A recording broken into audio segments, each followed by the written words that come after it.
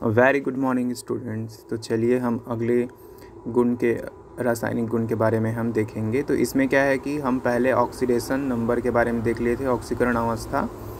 तो आप देखे थे कि नाइट्रोजन क्या है कि -3 से लेकर पूरा +5 तक आपका क्या करता है, ऑक्सीकरण अवस्था प्रदर्शित करता है, लेकिन सभी जो नीचे के एलिमेंट्स हैं वो नहीं करते हैं।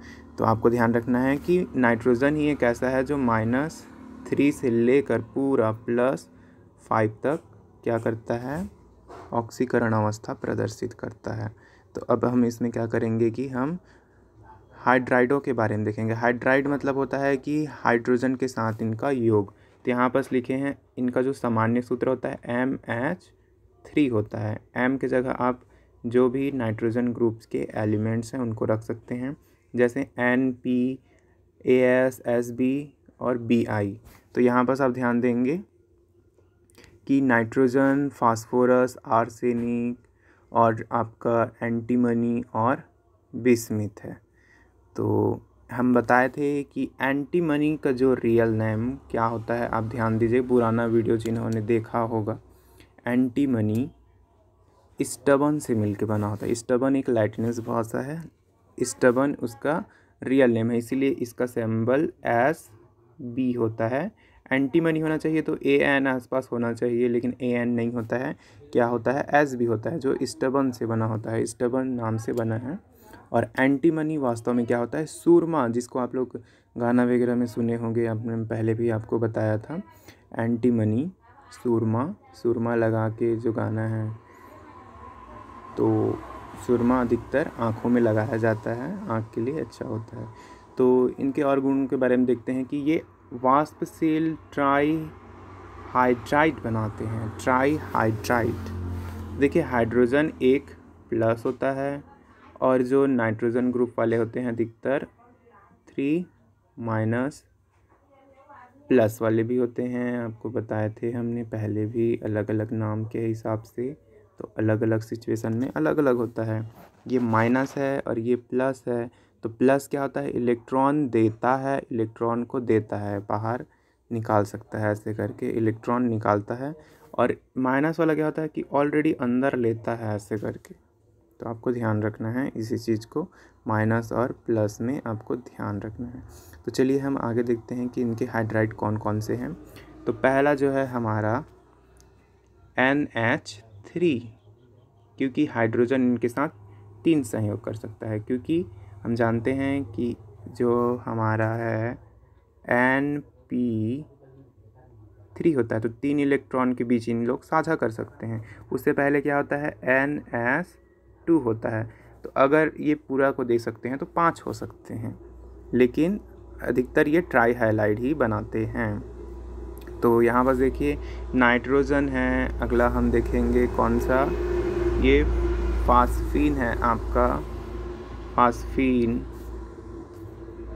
तो याद रखिएगा नाम सब, फास्फोरस से फास्फीन, ये आर्सीन, ये स्टबीन, ये बिस्मुथीन होता है, बिस्मथीन लिखा है वास्तव में, बिस्मुथीन। तो इनके क्या हो गए, हाइड्राइडों के नाम हो गए। तो आपको याद रखना है कि ये तो क्या हो गए, M आपके जो सूत्र हैं उसके आधार पर MH3 सूत्र के आधार पर बने हैं, लेकिन जो हल्के क्या हैं, एलिमेंट्स हैं ऊपर के, नाइट्रोजन, फास्फोरस और आर्सेनिक, ये कौन से सूत्र में भी बैठ जाते हैं, M2H4 के हिसाब से भी ये एक सूत्र बना लेते हैं, जो हल्के तत्व हैं। तो मैंने आपको होमवर्क भी दिया था इसके बारे में, हाइड्राजीन आगे यूज़ होगा, याद रखिएगा। इसका सूत्र देखिए, नाइट्रोजन के साथ किए हैं N2H4, उसका देखिए P2H4, इसको क्या करते हैं, डाईफास्फीन, और ये डाई आर्सिन होता है। तो नीचे मैंने उसका ऑक्सीडेशन नंबर सब लिख दिया है। ऑक्सीडेशन नंबर आप तो निकालना आता होगा कि क्या होता है। तो जैसे मान के चलिए इसका ऑक्सीडेशन निकालना है, तो इसके लिए क्या करेंगे, जैसे फास्फोरस का हमें निकालना है, तो फास्फोरस कितना है यहाँ 2x कर दीजिए। हाइड्रोजन का कितना होता है, +1 होता है, कितना है 4 है, तो डायरेक्ट हम क्या कर देते हैं, 4 बराबर 0। अब हम क्या कर देंगे, उसको 4 को पक्षांतर कर देंगे तो यहाँ क्या बचेगा, 2x बराबर -4। अब हम 2 को पक्षांतर करेंगे तो बचेगा क्या, x बराबर -4/2। तो x का मान कितना आ जाएगा, -2 आ जाएगा हमारा आंसर। इस प्रकार से -2 करके। तो आपको निकालना शायद आ गया होगा, सभी सीख गए होंगे, नहीं सीखे होंगे तो ऑक्सीडेशन के लिए हम फिर से एक ऑक्सीडेशन नंबर निकालने के लिए हम वीडियो बनाएंगे। नहीं समझ में आता है कमेंट करके आप बोल सकते हैं। तो अगला देखेंगे कि जो आपके हाइड्राइड होते हैं ट्राईहाइलाइड, तो उसमें क्या होता है कि आपका कौन सा संकरण पाया जाता है, sp3 संकरण पाया जाता है। तो आगे देखेंगे कि इसमें क्या है, एक एकाकी इलेक्ट्रॉन युग्म होता है। तो आप जानते हैं कि जो नाइट्रोजन होता है उसके बाहर में क्या होते हैं, 5 इलेक्ट्रॉन्स होते हैं। तो इसमें क्या है कि हर यानी कि ट्राईहाइलाइड बना रहा है, ट्राईहाइलाइड, एक हाइड्रोजन यहाँ, एक हाइड्रोजन यहाँ, एक हाइड्रोजन यहाँ। अब बच गए हमारे 2 ऐसे। इसी को क्या बोलते हैं, एकाकी इलेक्ट्रॉन युग्म कहते हैं या LP बोलते हैं, जिसको लोन पेयर कहा जाता है।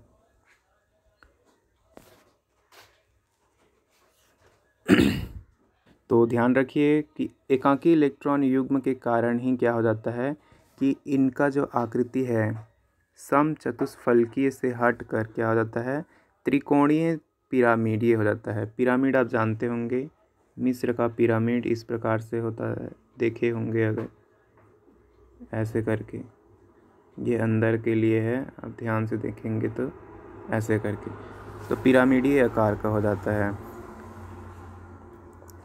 तो ऐसा क्यों होता है, क्योंकि इनके पास क्या होता है, लोन पेयर होता है। लोन पेयर के कारण ही क्या हो जाते हैं, ये इस आकृति के हो जाते हैं, देख सकते हैं। और इनका जो बंध कोण का मान है वो भी घट जाता है। अब देखिए मैं एक उदाहरण दिया हूँ NH3 का, पिछले वर्ष का ही है एक प्रकार से। पहले नाइट्रोजन का हम क्या करेंगे, सामान्य इलेक्ट्रॉनिक विन्यास। तो फर्स्ट S2 2S2 2p3, कुल टोटल 7 हो गए, आप ध्यान से रखिएगा। तो आप अगर इलेक्ट्रॉनिक विन्यास भरना नहीं जानते हैं तो मैं एक वीडियो प्रोवाइड कर रहा हूँ, आप देख सकते हैं 11वीं के लिए, तो उसमें आप देख के भरना सीख सकते हैं। तो इसका सामान्य इलेक्ट्रॉनिक विन्यास इस प्रकार है, यानी कि इनमें क्या है, S कक्षक 1 भाग लेगा, हालांकि ये भरा हुआ है तब भी से भाग लेता है संकरण में। और P कितने हैं, 3 हैं, तो कुल टोटल कितने हो जाते हैं, 4। मैंने संख्या के आधार पर आपको बताया था कि यदि 2 है तो sp संकरण होता है, 3 गिनती में हो गया तो sp3 होता है, अगर 4 है तो ये वाला 2 होना चाहिए, sp2, और ये sp3। गिनती के आधार पर देखिए S 1 है, P 3 है, इसलिए 4 ऐसे करके। फिर आगे बढ़ते जाएंगे, 5 में क्या होता है, sp3d संकरण, 6 है तो sp3d2 संकरण होता है। तो आप संकरण के बारे में यहाँ समझ गए होंगे, आई होप। हम इसको बनाने की विधि देखेंगे तो 15वें वर्ग के जो नाइट्राइड हैं, फास्फाइड हैं, आर्सेनाइड हैं, इनका क्या होता है कि जल या तनु अम्लों के साथ क्रिया कराया